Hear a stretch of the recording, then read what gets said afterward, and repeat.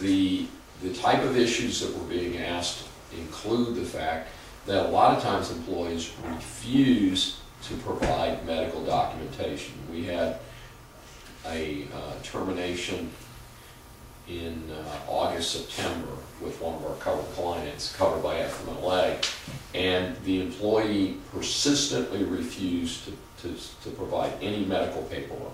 She said, well, you know, I'm legally entitled to FMLA, I don't have to do anything. Well, that's not true. Now, for the record, we do not sell FMLA forms to our clients because they're all available on the internet for free. So we're going to call us up and we're going to say, go on the internet, go to the Fed site, and download the forms and use the forms that the government promulgates, and it's going to be hard to mess this up. But there is a notice of claim form, basically parallel to what we use for workers' comp, and the employee has to go to a real doctor and bring it in. And we had this employee telling us all this stuff, oh no, it's work-related and all that. One of the things that we've done, which is completely within the FMLA, but sometimes employers miss this, is that a workers' comp lost time injury is an FMLA event.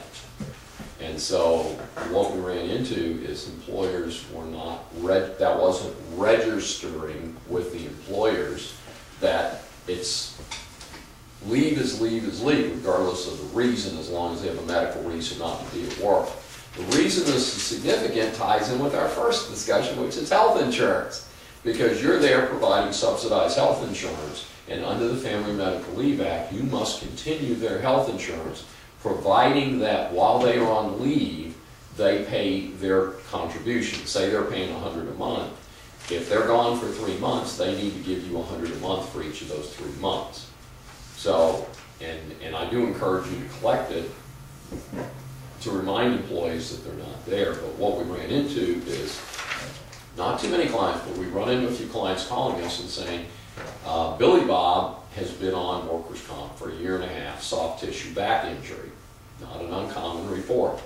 So Billy Bob's at home watching Judge Judy and TV commercials and all that, and still on your health insurance. 18 months later, still on subsidized health insurance. It's amazing how many people get well when their health insurance gets yanked.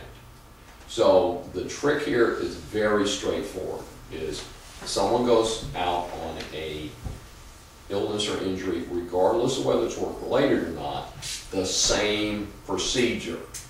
Get them to have the doctor fill in the first notice claim form for workers' comp. As soon as you know who the doctor is and they're not coming back to work for a few days, give them the FMLA form. What it does is it uses up that 12 weeks of eligibility while they're going to be gone anyway.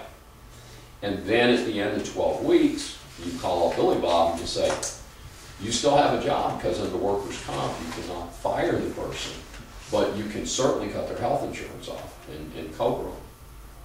And what that does is, like I said, COBRA has created more medical miracles than any other thing I can think of. It's amazing how many people, when they're told that, you know, you may still have a doctor saying you can stay off work, but you've run out of your 12 weeks of protected leave, you still have a job because you're off on workers' comp, no retaliation.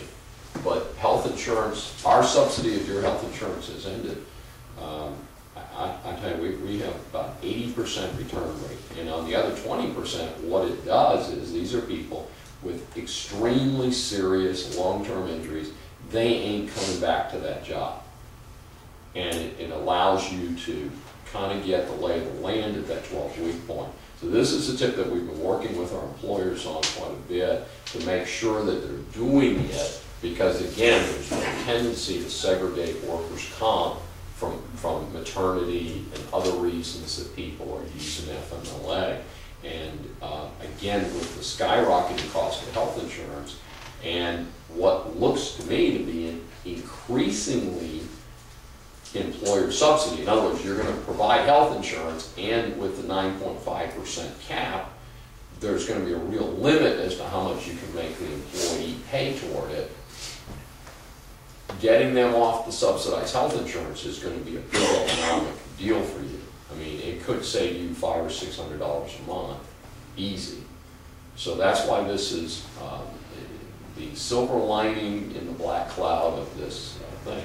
Again, I'm not saying people shouldn't have leave. Most of my clients, whether they're covered by family medical leave or not, have a liberal leave policy. If people legitimately need time off work and they're good workers, there's no problem.